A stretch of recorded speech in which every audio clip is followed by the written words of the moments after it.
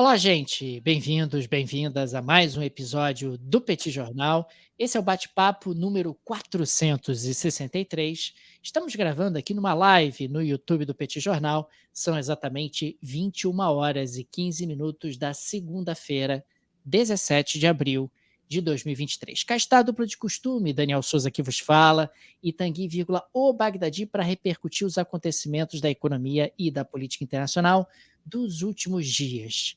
E lá vem ele que não tem medo de polêmica, ele que não teme o cancelamento, ele que é incancelável, para falar sobre o grande assunto dos últimos dias, que acabou sendo coroado pela chegada hoje em terras brasileiras de Lavrov, sim, Lavrov, o ministro das Relações Exteriores da Rússia, que chegou num visual casual, Tanguy, chegou quase num Chegou. Casual Friday, né? Mas a partir de agora vamos repercutir tudo isso, Tanguy. Então, como você está? Boa noite. Fale de Lavrov. Boa noite, professor Daniel Souza, tudo bem? Boa noite. Mais uma vez me jogando dentro da pauta, o que Lógico. não vai me parar. Eu Como vou não, dar boa gente? noite para as pessoas que estão aqui, Daniel, prestigiando a live, assistindo a gente aqui ao vivo no Isso é YouTube. importante. Pessoal que está ouvindo a gente na Aurelo, no Spotify, no Deezer, está ouvindo a gente no YouTube depois, tá? Fica aqui o abraço para todo mundo. Muito Aliás, obrigado pela Tanguy, sua presença fala da aqui. super live dessa semana, por favor. Porra, Daniel, super livezaça na quarta-feira. Quarta-feira agora, hoje é dia 17, segunda-feira. Então, dia 19, quarta-feira, dia 19, às 18 horas, a gente vai criar um novo quadro aqui no Petit Jornal, chamado Petit Convida. E a primeira convidada, na verdade, será a embaixadora do Reino Unido no Brasil, Stephanie Alcac. Ela vem para conversar com a gente sobre a coroação, sobre o papel da família real, como é que isso tudo vai acontecer. Lembrando que a coroação do rei Charles III está chegando, então a gente vai ter uma baita oportunidade de conversar, né, aqui na frente de vocês, com todo mundo ouvindo, né? Então venham para o YouTube do Petit Jornal, vai rolar ao vivo, vai ficar gravado, mas se você vier ao vivo, você faz pergunta aqui, a gente repercute. Quarta-feira, 19 de abril, às 18 horas, eu e o professor Daniel Souza teremos a honra de receber aqui no nosso humilde podcast a senhora Stephanie Alcac. Não perca. Dito isso, Daniel, agora sim podemos entrar na pauta de hoje, né, efetivamente, que é a visita do Lavrov. E, na verdade, eu queria fazer uma análise até um pouco mais ampla, Daniel, sobre o momento no qual essa visita acontece. E eu acho que o ponto principal é a gente lembrar qual é a posição tradicional que o Brasil vem assumindo diante da guerra, que é uma posição absolutamente em linha com tudo que o Brasil sempre fez em termos de política externa, tanto no governo Lula quanto no governo Bolsonaro também. Ao longo do final do ano passado, né, enfim, desde a guerra, desde fevereiro, né, enfim, de fevereiro para cá, né, então tem pouco mais de um ano, a posição brasileira tem sido bastante coerente com os princípios do Brasil, né, que é um princípio de neutralidade. O Brasil não está envolvido na guerra, então o Brasil é um país que tenta se manter tanto bem com a Rússia quanto bem com a Ucrânia, o que, né, a partir desse ano agora, acaba se materializando na postura do Lula, que é de tentar se oferecer como mediador, como alguém que vai se posicionar, como, né, um defensor da paz, como alguém que quer dialogar com os dois lados. O problema, Daniel, é que, na medida que essa estratégia avança, o Brasil ele vai conhecendo alguns desafios importantes. E um desses grandes desafios é exatamente que o Lula, quando fez a visita ao Biden, houve uma frustração com a falta de acordos práticos. Então, aquela velha ideia brasileira, isso não é de hoje, tem, sei lá, uns 100 anos que isso acontece, o Brasil tenta atrair investimentos americanos e os investimentos não vêm. E um pouco depois, o Lula, portanto, faz uma visita à China e claramente a estratégia é mostrar para os Estados Unidos que o Brasil tem alternativas. Então, olha só, os Estados Unidos não querem me oferecer algum tipo de ajuda, eu tenho como pedir ajuda para a China também. E vai assinar uma série de acordos, vai assinar 15 acordos comerciais, promessa de investimentos que, diga-se de passagem, isso aqui é importante deixar claro, a China já prometeu em outros momentos e não cumpriu. Então a China, lá no governo Bolsonaro, falou que ia criar um fundo de 50 bilhões de dólares para investir em infraestrutura e o negócio não avançou. Mas o fato é que no momento em que o Lula vai para a China, já tendo ido para os Estados Unidos e já tendo tido uma frustração com a falta de investimentos, com a falta de ajuda, né, de apoio real dos Estados Unidos para o Brasil, o Lula acaba fazendo duras críticas aos Estados Unidos. Então, acaba dizendo, por exemplo, que os Estados Unidos ficam pressionando o Brasil a boicotar a China. Daniel, sinceramente, não importa se essa pressão de fato aconteça. O fato é que você não fala sobre isso publicamente, você pode dar demonstrações de estar se aproximando da China sem necessariamente falar mal dos Estados Unidos. Né? Isso não contribui para a posição brasileira, pelo contrário, gera do lado americano uma certa percepção de que não adianta. Assim, o Brasil é um caso perdido, o Brasil já está do lado da China. Pois é, esse ponto que você está trazendo me parece particularmente importante, né? Porque adotar uma postura de neutralidade e ter ali a oportunidade de conversar, negociar e atrair investimentos de ambos os lados me parece bastante salutar, me parece bastante razoável. É mais ou menos a seguinte postura: olha, essa briga é de cachorro grande, não tem nada a ver com isso, eu não tenho por que tomar partido, por que tomar lado, não sou eu que vou resolver de maneira tão objetiva, digamos assim, e por isso eu tenho aqui os meus desafios de desenvolvimento econômico, de combate à fome, de combate à pobreza, e eu preciso conversar com todo mundo e atrair todos os investimentos possíveis e imagináveis. Mas nesse caso em particular, me parece que o presidente se excedeu, né? Me parece que o presidente ele foi um tom a mais e causou exatamente esse impacto que você está colocando, que pode ser uma leitura de não adianta, então eu não vou oferecer nada ao Brasil, eu não vou tentar me aproximar ao Brasil, porque o Brasil tomou partido, tomou lado, que me parece que não deveria ser uma imagem que o Brasil deveria passar. Aliás, na sequência, depois eu quero falar até sobre a Europa. A Europa repercutiu bastante, em particular, declarações do Lula sobre a guerra da Ucrânia. E aí esse que é o ponto, Daniel. Aí, quando ele vai para os Estados Unidos, há uma frustração, a meu ver, justificada com a falta de assim, concretude do que foi oferecido. Eu acho que o Brasil está certo de se sentir frustrado, não é para voltar resignado, não deu, não teve nada, ou então fica para a próxima e tal. Então o Brasil sai frustrado, tem uma visita à China que, reitero, tem que acontecer, é o maior parceiro comercial do Brasil, um dos maiores investidores do Brasil, tem que acontecer. Agora, quando chega lá, ele começa a fazer um discurso anti-americano que me parece, Daniel, um certo resquício de uma esquerda 1968, né? Assim, perfeito. Os Estados Unidos, sabe, são malvados. E eu acho que já deveria ter superado isso, como, aliás, o Lula fez muito bem durante os 2 mandatos dele. Lidou muito bem com os Estados Unidos. Não me lembro de ter tido esse tipo de postura, né? Porque a esquerda contra a direita, me parece que é um negócio que o Brasil já poderia ter superado.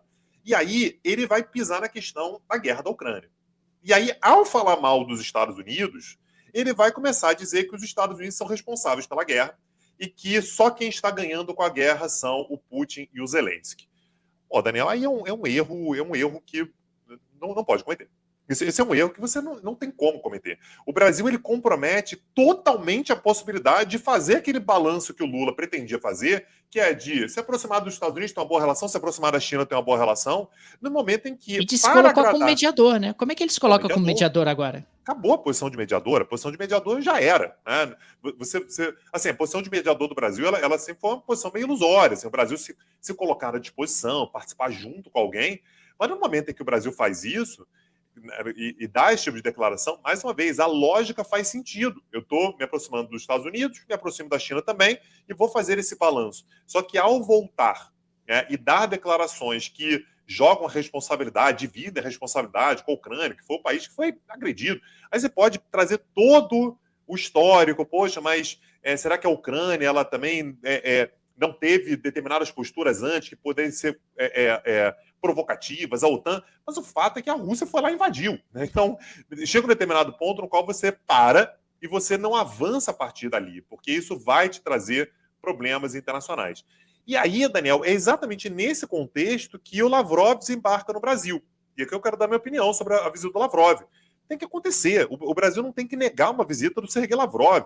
O Lavrov é o ministro das Relações Exteriores de um país que é um permanente do Conselho de Segurança. O Brasil, como país neutro, tem que receber o Lavrov, assim como se o primeiro-ministro da Ucrânia, o chanceler da Ucrânia, o próprio Zelensky quiser visitar o Brasil tem que receber de braços abertos, vai ter que dialogar. Não vejo nenhum problema mesmo na visita do Lavrov ao Brasil. Mas ele representa um governo que está fazendo... Não é a posição do Brasil medir isso. O Brasil vai ter que receber. Só que no momento em que ele recebe... né? O contexto acabou tornando tudo mais complicado. E aí a visita do Lavrov, que deveria ser uma visita normal, uma visita que, enfim, permitiria o Brasil, inclusive, falar, poxa, olha só, eu quero ser um mediador e tal, vem exatamente num contexto no qual todo mundo agora, aqui é literal, não, o mundo inteiro está avaliando a postura que o Brasil vai utilizar na visita com Lavrov. Qual vai ser o tom? É o tom realmente que o Lula estava assumindo, que é uma postura mais pró-Rússia? O Brasil vai falar sobre paz. O Brasil falando sobre paz não rola uma contradição? Não, o Brasil está, de novo, passando pano para a Rússia. Olha o cenário no qual o Brasil se coloca, que não tinha nenhuma necessidade. Era para a visita do Lavrov ao Brasil ser uma visita normal. E não é mais uma visita normal por conta de tudo que aconteceu ao longo dos últimos dias. E aí ficam alguns registros, né, Tanguy? A Casa Branca destacou que o Brasil estaria emulando o discurso e a propaganda da Rússia. Quer dizer, a postura do governo brasileiro abriu espaço para esse tipo de crítica. A União Europeia, ela veio pesado na crítica ao Brasil, dizendo que a única culpada da guerra é a Rússia e que isso precisa ficar claro, que a verdade precisa ser restabelecida. O presidente de Portugal, Marcelo Rebelo de Sousa, ele foi questionado hoje pela imprensa portuguesa se ele se arrependia de ter convidado o Lula para visitar Portugal agora, nas próximas semanas, em particular no 25 de abril. Ou seja, me parece que o Brasil ele errou o tom, ele efetivamente errou o posicionamento. É claro que o Brasil deveria manter a sua postura de neutralidade. É claro que o Brasil deveria se colocar como alguém que dialoga com todo mundo, que recebe todo mundo, que está aberto para conversar com todo mundo. Mas não foi isso que aconteceu nesses últimos dias. O Brasil passou uma imagem, e imagem importa, a percepção das pessoas importa em relação ao seu posicionamento, passou uma imagem de que, olha, ele tomou lado, e, consequentemente, se ele tomou lado, agora eu não quero mais dialogar com esse. O Brasil tem um acordo com a União Europeia para ser destravado. O Brasil tem um interesse em atrair investimentos dos Estados Unidos, que não vieram realmente nessa visita com Biden, mas a gente perdeu espaço para isso agora. E se os chineses não cumprirem as suas promessas? A gente fica vendo navios? A gente fica vendo navios? A gente fica sem espaço para se reposicionar. A gente fica sem espaço para se recolocar dentro de um contexto internacional que é profundamente adverso, profundamente complicado. E o Brasil não precisava disso, ele não precisava ter se colocado da forma como ele se colocou, por declarações e por posicionamentos que acabaram escapando do tom que deveriam ter tido. E isso surpreende ainda mais vindo de um presidente muito experiente, um presidente que já foi muito feliz nesse posicionamento equidistante em relação a potências, num posicionamento neutral, que acaba sendo uma tradição brasileira, e esse aspecto que você destacou foi exatamente a minha impressão, né? Parece um certo resquício de anti-americanismo, e essa imagem que acabou sendo passada com declarações como as que foram dadas nos últimos dias, e para coroar, temos o Lavrov aqui, quer dizer, se o Lavrov tivesse vindo há uma semana, há um mês, não tinha tido essa repercussão, pelo contrário, olha que legal, puxa, o Brasil consegue dialogar até com a Rússia, o Brasil consegue dialogar com a Ucrânia, aí você poderia contrabalançar, convida o ministro da Ucrânia para vir também, e aí mostra que o Brasil tem ali uma posição de neutralidade, que dialoga com todos, mas não é essa a imagem que está sendo construída nesses últimos dias.